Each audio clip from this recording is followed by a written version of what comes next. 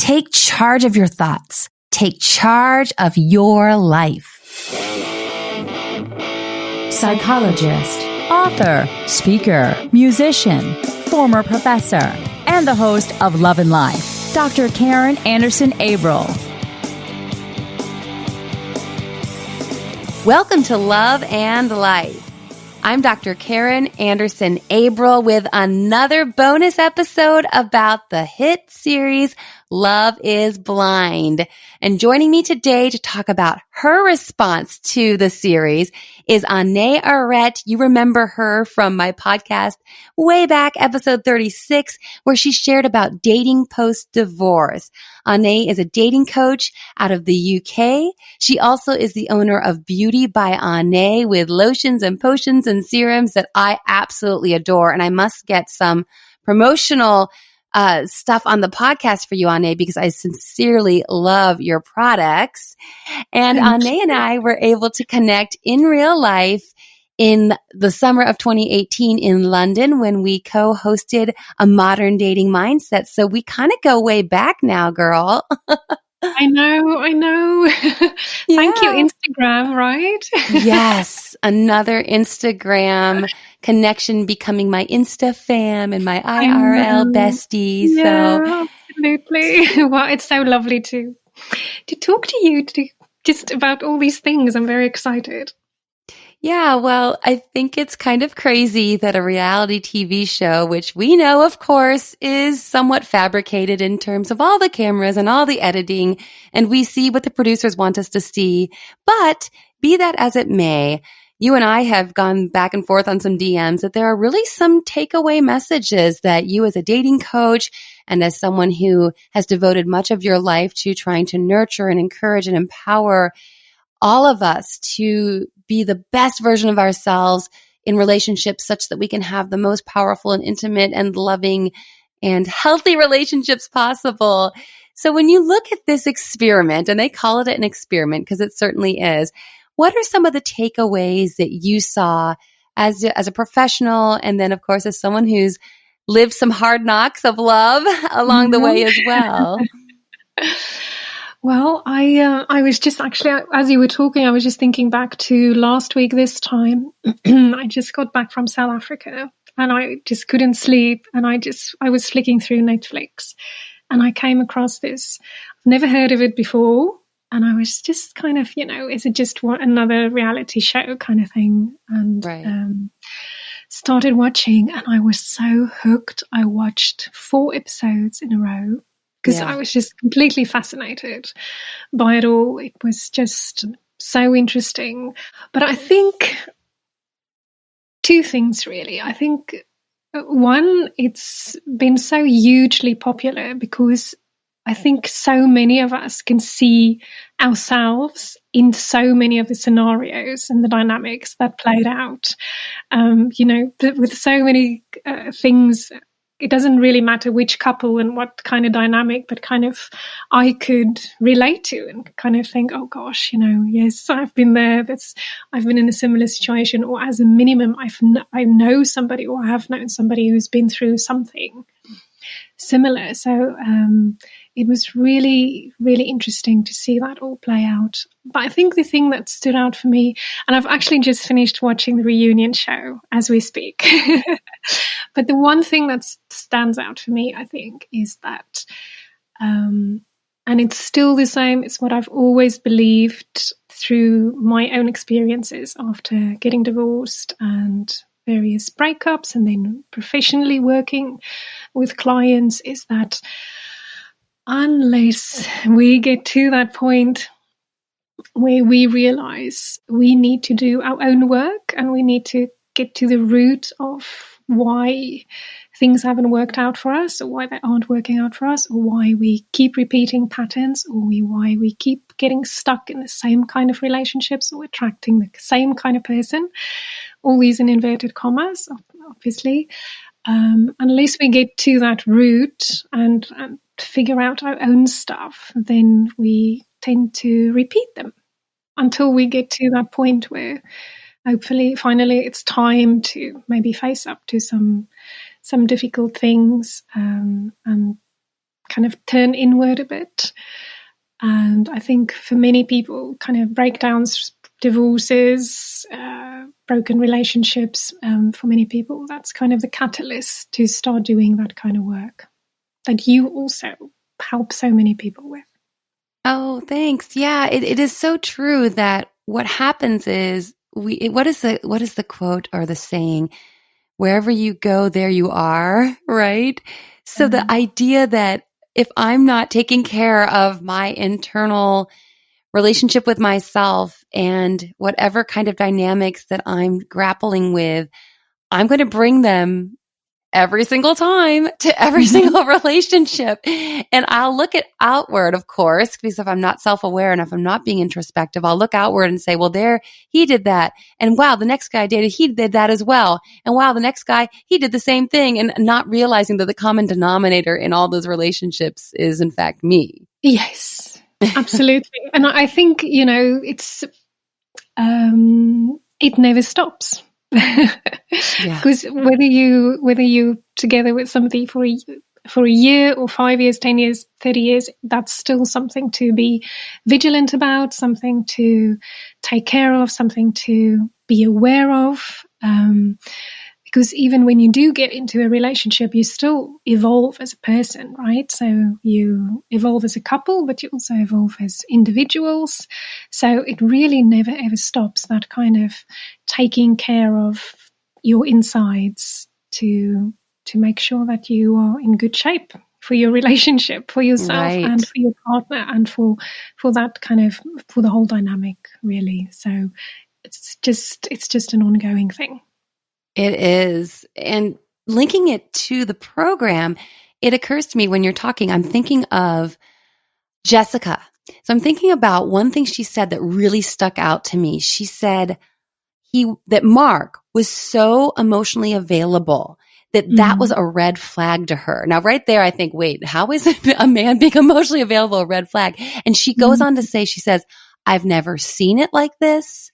I've never experienced it. So that's a red flag. And what my mind went to was, Jessica, you have always been in dysfunctional relationships such that emotional unavailability feels normal to you.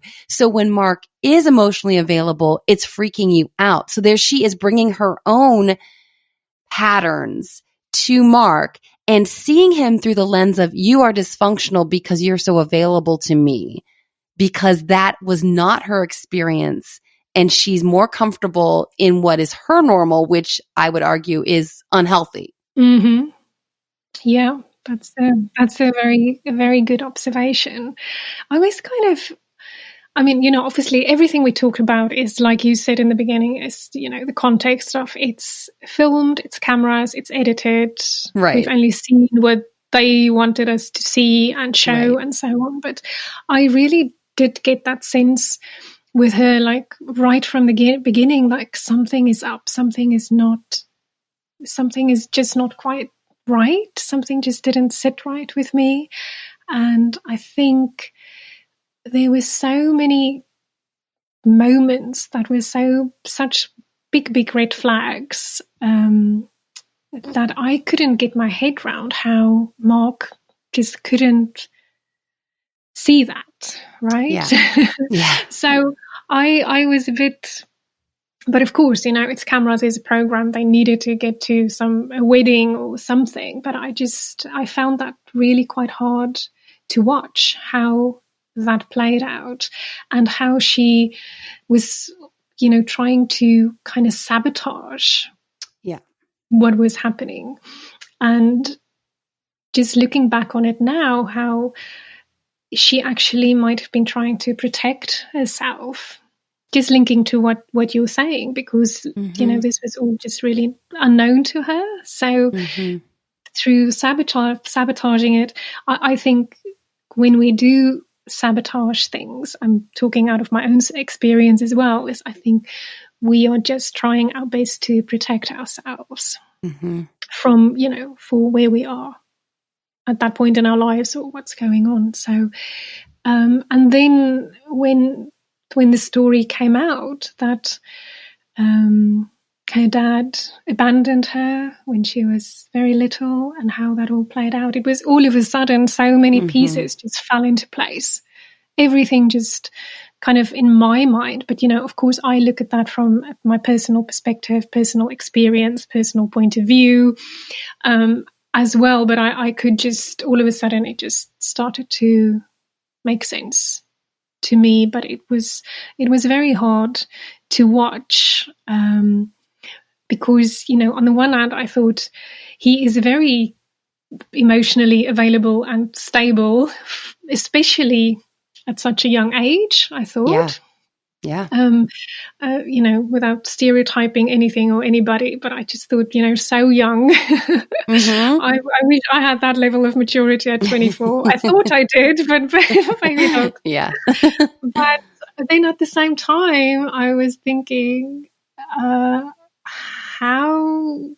what are you not seeing here? Why are you holding on to something or seeing things that just aren't there from her side, and trying to convince yourself that there is this incredible connection when from the outside is quite clear that there isn't. But I think, that's real life as well.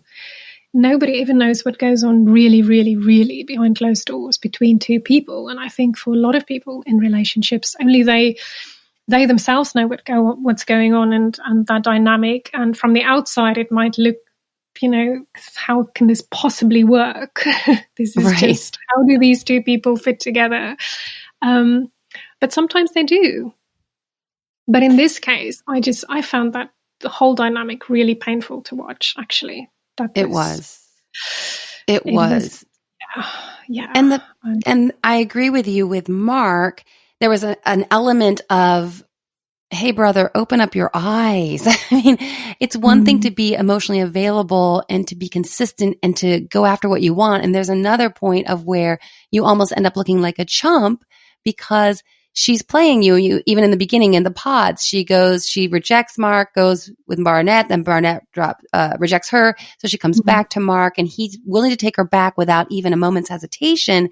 And then that sets up a power dynamic in the relationship that never works well, because she knew she could have him if she felt like having him, and she could reject him if she wanted to. And he would come right back the minute she said, oh, I changed my mind. And sadly, their dysfunctions were locked into each other because he kept saying, I'm a man, I will go after and I will stay committed to her no matter what she gives me, which is not taking care of himself at this point. It's allowing her to be disrespectful to him, and he's taking it. And he has to own the part that he's allowing in her being mean to him and disrespectful. She couldn't do that if he stopped taking it, but he kept taking it. So there was her refusal to see him as anything but 10 years younger and going after Bonnet, because apparently she liked to go after the ones who were unavailable, and the one who was available, she wasn't going to be excited about. And then his insistence on proving to her how mature and stable he was, which led him to continue to pursue her, even though, like you said, there were red flags waving all over the place. Yeah. And we don't really know his backstory as to why that was his energy. Hers, like you said, was kind of revealed with her biological father having left her, which made me so sad. Like you said, the story that she's told herself is, I'm unlovable because my biological father rejected me. And the sad part for me was that her dad, her real dad, to my mind, the man who raised her and who she says, I call him my dad, I don't even call him my stepdad. He adopted her, he loved her. And yet I felt bad for him if he were to watch that, because she's giving a lot of power still to what I would call a sperm donor, right? The person who created her into existence, but the guy who loved her and was there for her and nurtured her. All that love she wasn't in her mind. The story she's telling herself is that doesn't matter because the sperm donor rejected her. And that made me really sad for her and for everyone involved there. Absolutely. I think, and also that dynamic is, I'm talking as somebody who's had a very, very difficult relationship with my own dad. He was, he's passed away now, but he was there until until I was about 30. But I could, so I cannot, I'm not like comparing situations, obviously, with what she's been through, that's a completely different story. I just mean like somebody who's had a very difficult relationship with her own dad, me, and many, many clients where I've seen this dynamic play out with this difficult father-daughter relationship, is that there's a sense of, if you can convince a man who may be rejecting you or who doesn't want to be with you to be with you, there's a sense, there's almost this underlying thing of correcting that relationship in a way. Like, does that make sense? I'm not sure I'm expressing myself very well. No, Ané, that comes, that reminds me I'm going to fix this dynamic, I'm going to, even if I'm with somebody that I know in my heart is the same person as my dad, which doesn't sound great, but I don't mean the same person, but there's the same dynamics. Yes. So my dad, for example, was extremely critical and such an angry, unpredictable person. I chose to be with somebody who had the same characteristics. And I think on reflection, and this is what I mean by we all have to do our own work because it's very, very unique to us, our own relationship patterns, obviously, is I know now that there was a huge part of me, subconsciously, unconsciously, whatever, that I was going to make this relationship work, even though I shouldn't have been in it, because I wanted to, through that relationship, fix what I couldn't have with my dad. I was going to, I was going to get it right this time. And that's how it played out. Of course, that relationship didn't work out. And it, there's a lot of trauma and pain and heartache in the process, but also, looking back, I probably wouldn't change much about it because it's brought me to where I am now. And I could, in the end, figure that out for myself and do the work that I needed to do to heal that part of me. Yeah, in family systems, we talk about the recapitulation of family of origin issues, and it's exactly what you explained there. It's this, and again, it's out of our awareness, but we find ourselves attracted to people who provide us with the space and opportunity to try to, in our minds, again, we're not consciously aware of this, but we want to, if I can get it right with this guy in my adult life, it will then somehow correct or fix or repair what wasn't right with that, in this case, with my father. And it's futile, and it keeps us chasing. And it's the sad part to me is that the child had no power in the family of origin because children don't. So the child was victimized in a sense with, like you were talking about, a critical, cold, unpredictable dynamic with her father. And then once she has the choice of which relationships to choose, sadly, because that dynamic is still at work in her psyche and in her subconscious, she's going to then choose, when she has the power in adulthood, at least theoretically, to choose a different, healthier pattern. She goes and chooses that pattern that feels so comfortable with this, again, unwittingly, unaware of this desire to fix it. So the impulse is very healthy, right? The impulse is, I got to get it right now that I can as an adult. And yet it just puts us in such a space of being re-traumatized, essentially. Yeah, absolutely. And I think, it's such a key thing that you just said, because for so many years, I thought there was something really wrong with me because, I made these choices and I got into these patterns and all these kinds of things. And I didn't really understand how much of this was actually subconsciously at work.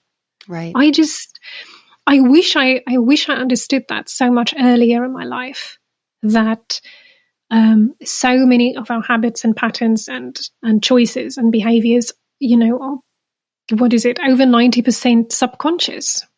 And I just wish I understood that much, much earlier on and didn't wait, until after a divorce in my mid-30s to really get my head round that it was very, very deeply rooted. It just, And I think it didn't take any responsibility away from me, because it was my responsibility to work through it and all of that. But it certainly just gave me a sense of freedom, and maybe a little bit of like, oh, thank goodness, it's not all in my own head that I keep messing this up. It's like, there's more to it than this. But I think, like you said, we can wish that we would have that awareness, but oftentimes it is through relationships that we gain that awareness, right? And I don't know that we can fast track that as much as we would like to at 18, get it all sorted out so that we can embark upon any adult relationship with that awareness and that knowledge. That's just not how life works. So, which is another reason that a lot of times people that we interact with, they feel that there's all these games that people are playing in the dating world. And I don't know that people are consciously trying to play games. I would say the vast majority of people are not. It's just that they are working out their internal dynamics through their relationships. And sadly, people get hurt along the way. And I don't think people are really, I think the number of people who are evil and out there trying to manipulate and break hearts at will, I don't think that there's that many people who have that intention. It's just that one of the reasons that we see that research shows that the older we are when we get married, the less likely we are to divorce, I think is because we've worked through some of those dynamics in these earlier relationships, our high school sweetheart, our college sweetheart, and maybe a couple adult relationships after that, which gives us the ability to then come to that, what we hope would be the one for forever, with some of those dynamics already worked out. Absolutely. And I think, when you do that work, so when you say, for example, you go through a breakup, or, you're single, or you come out of a divorce, and kind of, okay, you're going to invest in yourself, you're going to take time out, you're going to just be by yourself, you're going to, whatever the work is that you're going to do, you're going to do it. And then you get to a point where okay, I'm ready, I'm going to get back out there, I'm going to start dating again, meeting people and so on. And then, like you just said, you still go into a different dynamic with another human being, and all of that gets put to the test again.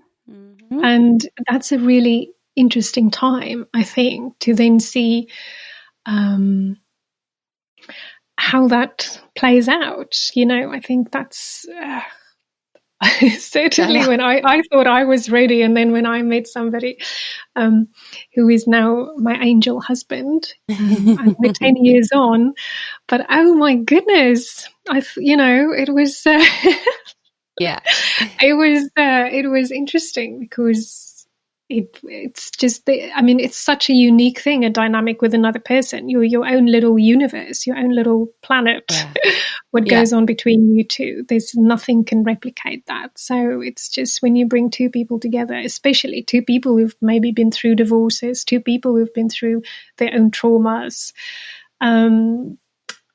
it's all very fascinating and interesting. So, but I hope that for Jessica specifically, that this whole experience has hopefully triggered something inside her to help her heal. And, I hope for all of them that it really works out well for them in life. But I don't know, just especially for her, I just really wanted to,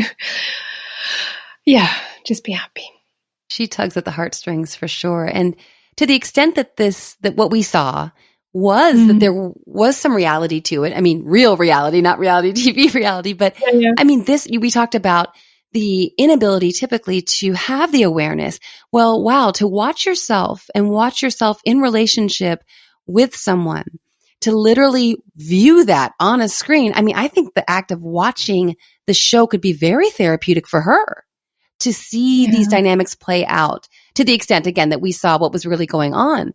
But I think it could be a wonderful opportunity for her to have more clarity and move forward, stepping into a little bit stronger place of coming from health and more healing for herself, so that she can bring a healthier version of Jessica to her next relationship.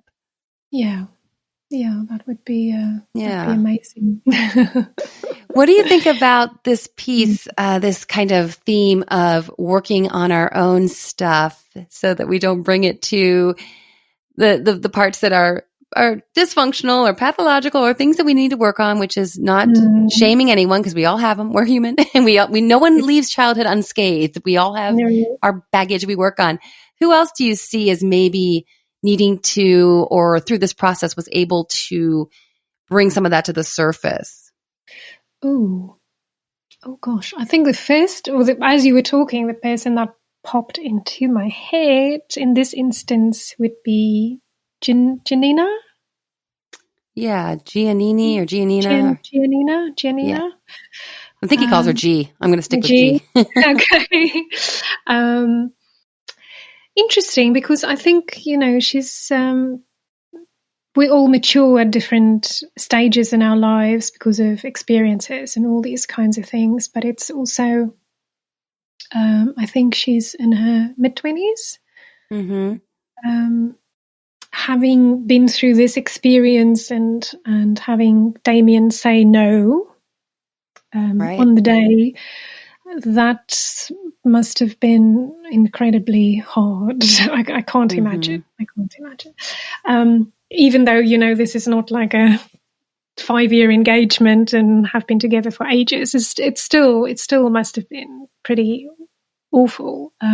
But I actually thought in the moment he did the right thing. I thought because, again, as I was watching that dynamic, I remember I kept saying to Neil, my husband, I was just like, please don't get married. Please don't get married.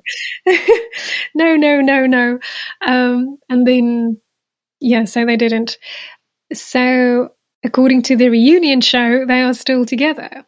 So I think that's certainly given her and both of them as individuals and now as a couple, because they're still together according to the show, definitely the opportunity to see the things that really showed up between them. But, as I was watching, I just really, really had a sense that it's definitely not ready for a committed relationship whatsoever.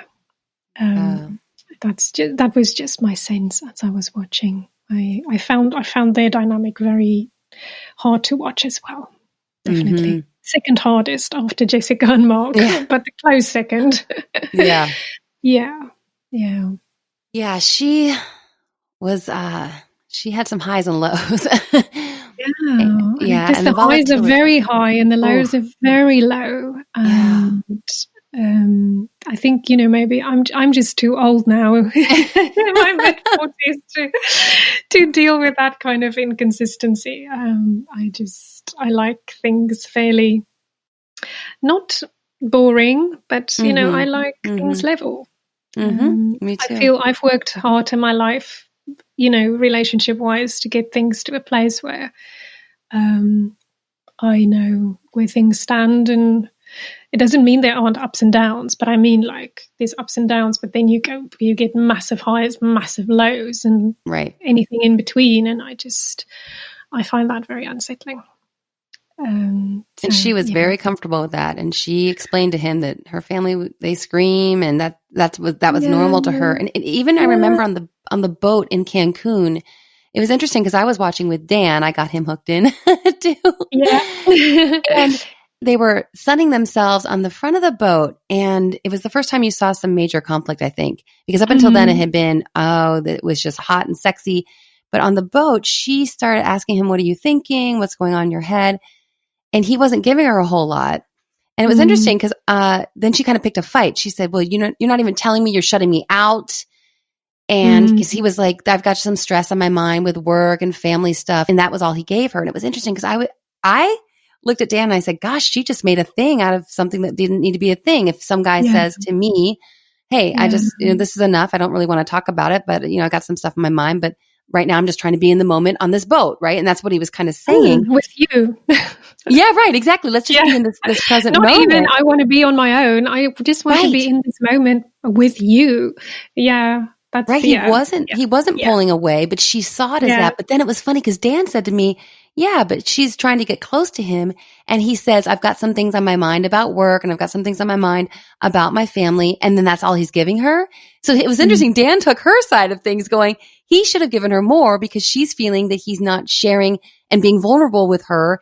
And I was the one taking his side, like, let's just be happy. We're on a boat in Cancun. Isn't that funny?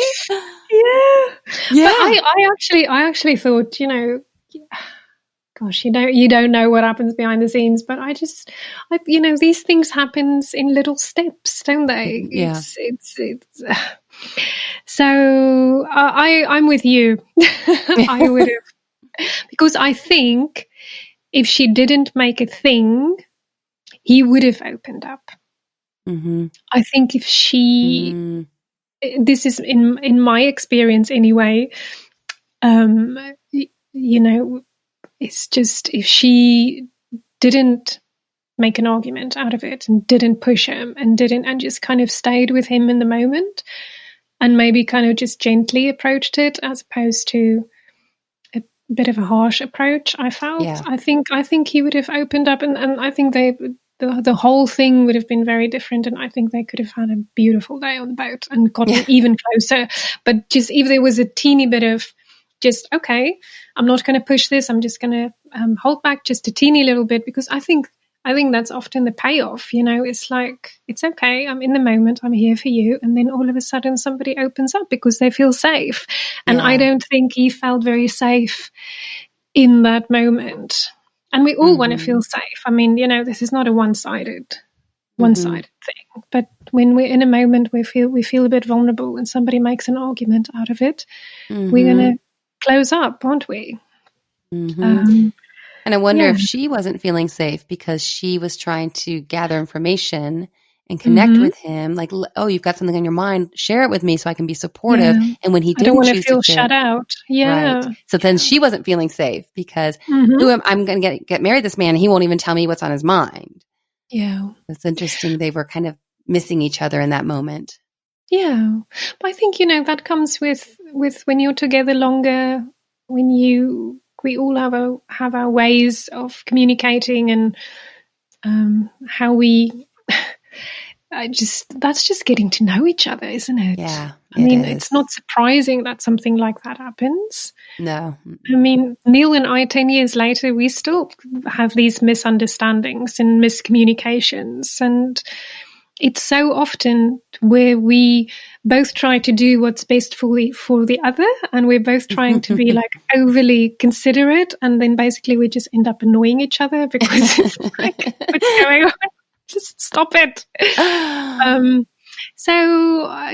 I think you just kind of learn those things about each other, and I think that's when you have time to get to know each other, really, that's when you can learn to tap into those moments. But I think you have to want to.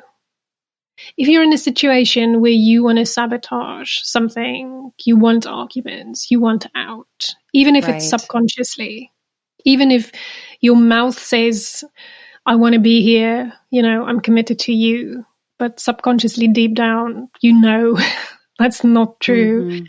You're going to find those moments and sabotage those moments, and you're going to create arguments and issues out of things too, because you're going to look for evidence as to why you shouldn't be there, why you shouldn't be together. I'm not saying that's exactly what happened there, but that's, it's one interpretation of a scenario like that. Well, and I think, and it'll be interesting to see as they continue on, if they do, maybe in 6 months, they give us another reunion to see how folks are doing, because they are two very different people. So I think about just stylistic differences. She is volatile. She likes those highs and lows. He seems like a pretty even-keeled dude. He wants to keep things more within a smaller range of ups and downs, I think. So it's interesting. Now, sometimes those opposites can attract, but the research that I'm familiar with, and I'm sure you are as well, looks at couples, the values that they have that are the same, the ways of doing life, of interacting with each other, with themselves, with other people in their community and their family. When we have those similarities, it just makes life easier because there's that common ground of, well, yeah, of course we're going to do it this way. And so I think they have some unique challenges ahead. I'm not saying it can't work, but they definitely will have some unique challenges. I agree. Definitely. And also, as I was sitting there and I was watching them, and I was, like I said to Neil, oh, don't get married. No. And I just thought, oh gosh, I grew up in such a volatile situation myself, between there was so much fighting and arguing and stuff. So I was already thinking ahead of the two of them having children. It was like these explosions, which is so scary and so unpredictable. And I just thought, but I think when you're with somebody who makes you feel the way you want to feel, then I think we are all capable of adjusting. I won't say changing per se ourselves, because I don't believe in like changing who you are to be with somebody. But I think we can all learn to adjust to make our dynamic work. I mean, for example, if you're in an argument situation, and my way of arguing is to leave the room because I need space to process that, because I cannot deal with the conflict in the moment. I just need a bit of time and a bit of space away. With somebody else, they insist on sorting it out in the moment and screaming and shouting and want to get it all out and sorting it out right there. Well, if both of you insist on doing that always and forever, there's always going to be that tension and that conflict. But if the person who insists on sorting it out in the moment maybe realizes, well, okay, actually, my partner just needs a bit of time to process this, but we are going to sort it out, so it's going to get sorted. And the person who needs a bit of time is maybe not going to take 2 days. They're just going to say, I just need a bit of time out. Let's come back in half an hour or whatever. We're going to talk about it. Then, that's what I mean by just adjusting to each other's way of doing. I don't think you need to fundamentally change who you are as a person. But, let's see. I mean, we'll see. I was surprised when I saw that they were still together. But good for them if it works out. Yeah. And of course, just the fast track of the timeline that was put in place by the show obviously didn't really permit. It was too fast, and it didn't really permit anyone to have a normal progression. And so to the extent that so for example, Cameron and Lauren, for them to actually, I think everyone agrees, they felt like the strongest couple. And for them to be able to move that quickly, that says a lot too, and it's kind of atypical, really. I think a part of that was also, there's a huge amount of the role that timing plays as well, I think, in our lives, because I think they were both ready at that particular moment in time to do this, even though she clearly had reservations about giving up her independence and, but I've been married for 10 years and I still have reservations about giving up my independence. So, it's, I think timing was on their side as well in terms of where they are in their lives and exactly what they really wanted the next step to be. But when I saw him, the way he was with Lauren, he reminded me a bit of how Neil was with me, because he just, from the moment he met me, he was just, this is it. He didn't look left or right. He didn't budge. He didn't move. And I still, I had about 3-4 years in the beginning of our relationship of still being really wobbly, because I was still dealing with coming out of a very difficult relationship, divorce, all these kinds of things. Yeah. And he was just, nope, I'm here. I'm not going anywhere. I want you. This is it. Done. Literally from day one. And for me, it was a slower journey, but he was so solid and so consistent. I mean, I thought he was amazing the first day I met him as well. It just took me longer. So I think, I think it can happen. I think it's the way it's happened with him. I think love at first sight is possible. It's rare. But there are clearly people who have been together for years and years. So I really wish them all the best. I really hope it works out for them. I know. And it's interesting because she was ready, as you said, there's a timing element, and she was definitely ready to try to make some adjustments in terms of her, because she said she's never been with a white guy before. And she had said that no one had ever been that constant with her and that available. And unlike Jessica, she didn't see that as a red flag, right? She saw that as like, whoa, this is different and it feels good. It feels safe. And so I should pursue this. Whereas, so it seems like she was ready, as we've been speaking to throughout the episode, she was ready to take those dynamics that had been in place with prior relationships and go, yeah, and those weren't working. So this feels different. And that's probably a really good thing, instead of letting that different feeling scare her. Yeah. So that was kind of exciting to see, because she said that a couple of times. No one's ever been that constant and that steady with her. And he was so constant. I mean, he was just the epitome of just consistency. And I've loved you since before I laid eyes on you.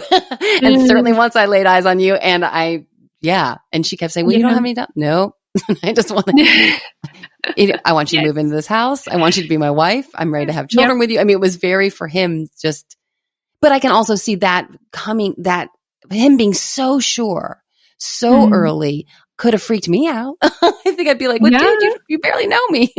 Yeah, absolutely. Absolutely. Yeah. I had that with Neil. I was like, what are you doing? You know, I've got stuff going on. My life is really messy. And he's just like, that's okay. I'm going to be here while you sort it out, and I'm going to be here after you've sorted it out. And, you know, that's it. But it was also, I think if I met him 2-3 years earlier, probably, you know, he was ready at that point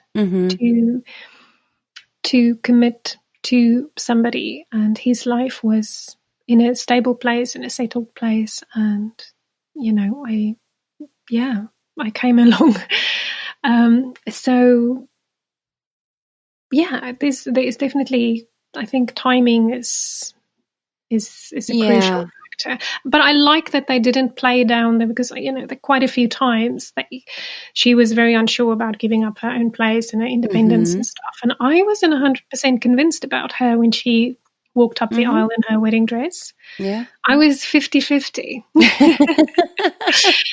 And, you know, if she said no, I would have like, oh yeah, I get that. But I'm glad she didn't. I think they make a beautiful couple. So I know. Well, even her mom, it was funny how initially we were worried more about her dad being able to accept Cameron and the situation. And then later, even the day of the wedding, her mom said something like, well, you know, Lauren, she can just do something just to try it. I mean, I don't think her mom was, but it seemed like, and Dad was tearing up during the ceremony. So it seemed like Dad was more ready to go, oh, I feel the emotions that I want to feel when I see my daughter with her future husband. I can imagine Dad being more like, let's make this happen, because I'm feeling good about it now. So that was kind of fun to see that and to get a glimpse into her parents and that sort of thing. That was neat. Who else should we break down based on our theme of sorting out our own stuff? Because otherwise we're gonna bring it to every relationship. I mean, I'm thinking about Kenny and Kelly and wondering, has Kenny been friend zoned before? Was this a repetition of something that he's experienced before? We don't know enough about his background. They didn't really give us that. And we do know that. And so with Kelly, of course, the big question is she repeating her pattern that hasn't worked in the past of maybe, again, Kenny was very available, right? The guys in this whole series were pretty available for the most part. Yeah. Yeah, absolutely. So it seems like the women were the ones with the more kind of touch and go. Well, yeah. And again, we don't really know enough about their backstory necessarily. Yeah. I don't think the point at which you decide to have sex, you know, that's a very personal decision. But I think that was kind of I don't know if it was a red flag for me when Kelly wasn't that interested. maybe it was, maybe it wasn't, but I was just like, I was thinking, absolutely, you, that's not a decision that anybody should force on you, and you do it when you're right and stuff, and so on and so on. But yeah, I would like to know more about what's, what's happening, because she's still single after the reunion show. She's still single. She's really focused on her career, and she's made some changes and stuff like that on there. So she's doing well. And he said he's happier than ever because he's dating somebody that he's extremely happy with.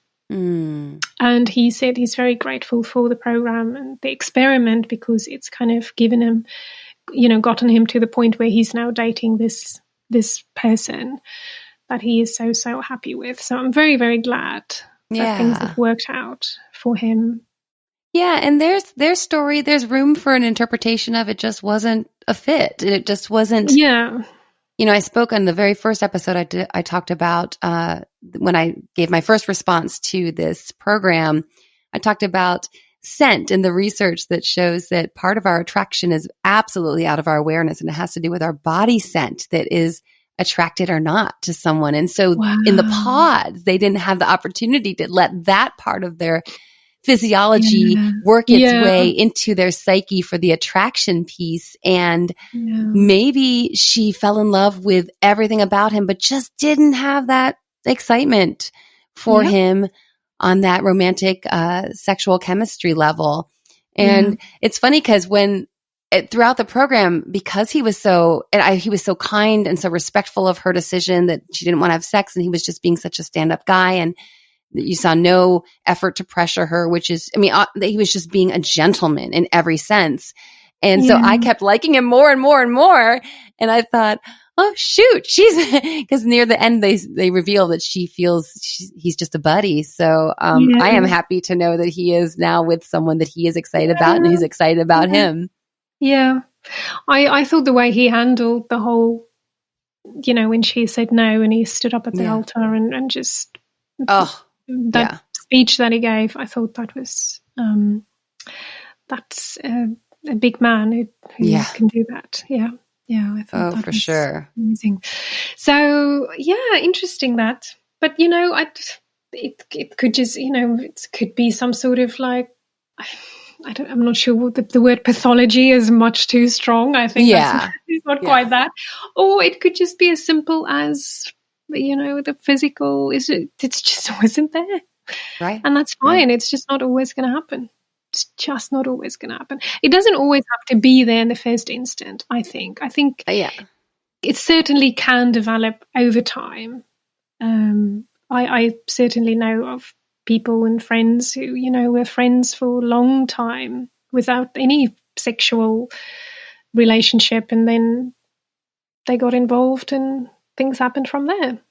Yeah, and they definitely had enough time that if it was going to develop, I think it would have, especially with his character being so wonderful and his personality being so great, and they laughed together. I think if there was room for that to develop, it would have happened.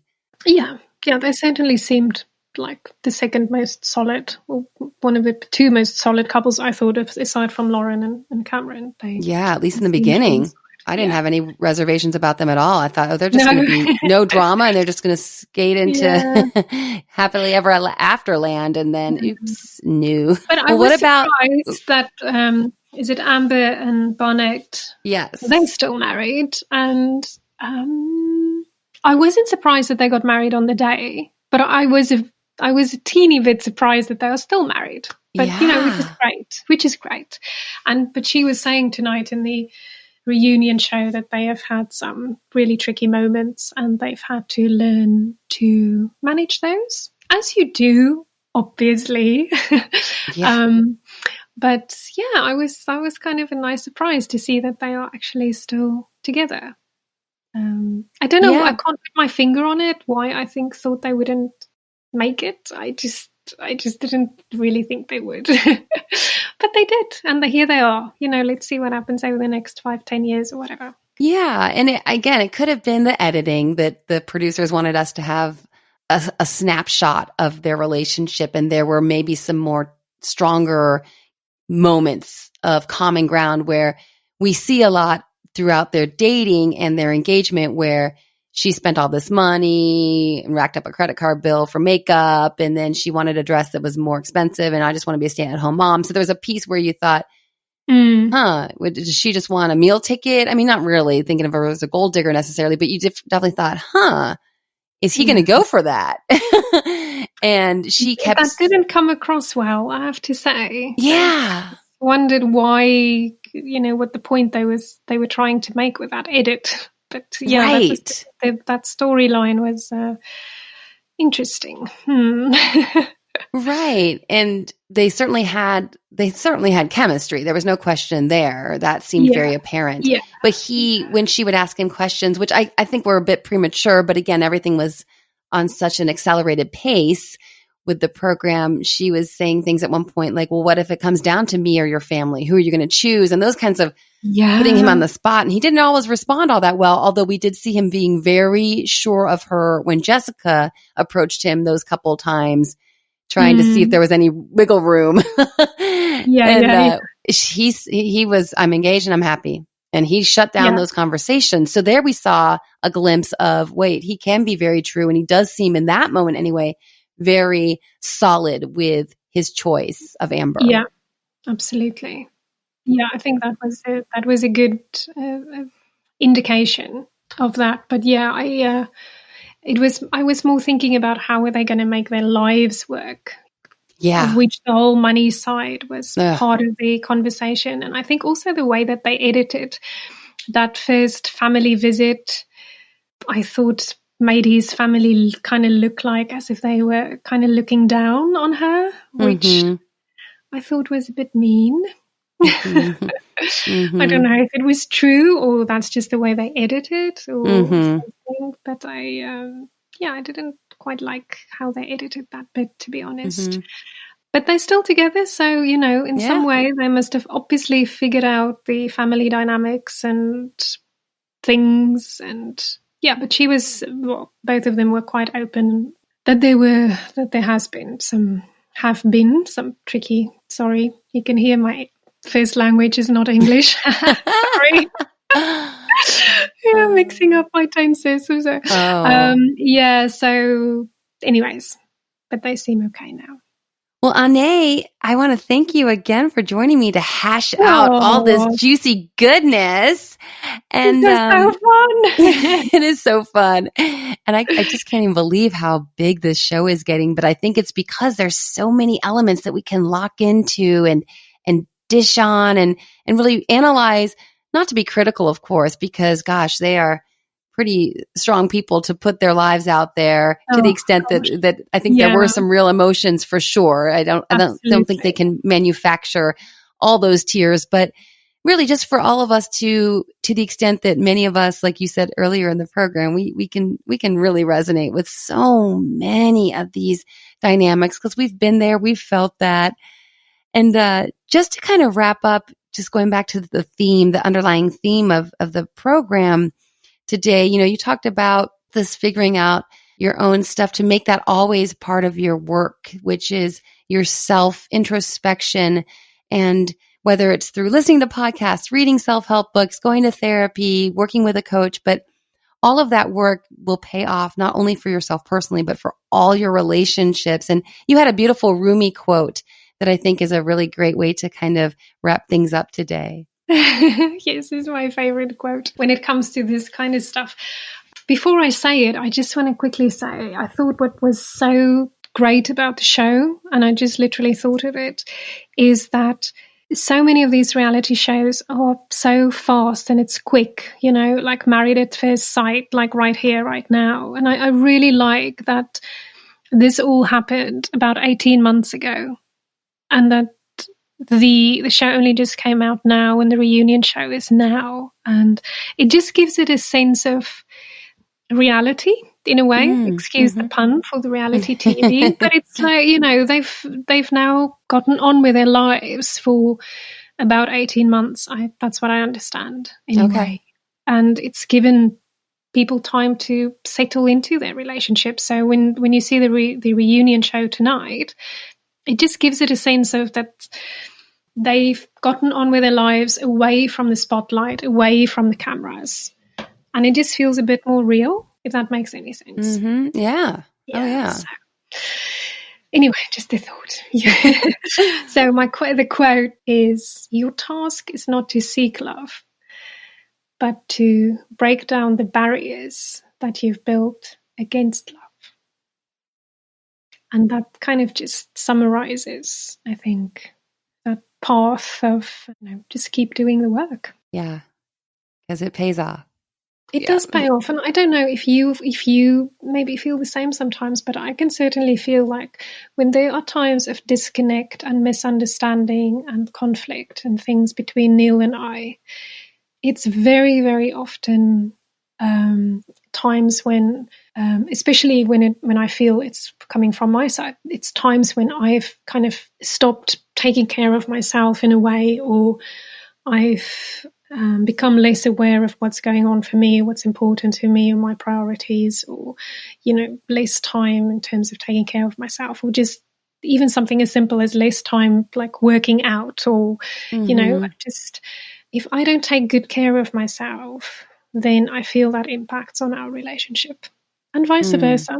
And is so well put. Mm-hmm. And so that's always, always important. It doesn't always mean like, do the heavy lifting and resolving trauma and all these kinds of things. Right. I still have things that pop up for me. I do, because life happens, you just deal with things as they come up. But it doesn't always mean the heavy hard stuff. It also just means taking care of yourself on a day-to-day basis, like health and wellness and fitness, and all these things impact us and our relationships. And I think it's just very wise to be mindful of that always. Yeah, I put it in a quote that came to my mind. I don't know. I hope I didn't steal it from somebody, but I thought it was something that I came up with. I on Instagram a couple months ago, I said, the best thing I can do for you is be good to me. Oh, that sounds like you. I hope it's me if I'm running around plagiarizing. You. I feel about plagiarism. It drives me crazy. So I hope I can accidentally. I love it. Thank you. I love it. I love it. No, that's so you. That's very much a Dr. Karen thing to say. Well, Ané, thanks again so much. This has been a real treat. So thank you. All Thank you so much. Thanks, and thanks to your listeners as well. Lots of love. Love and Life is produced by Tim May and host and executive producer, Dr. Karen Anderson April.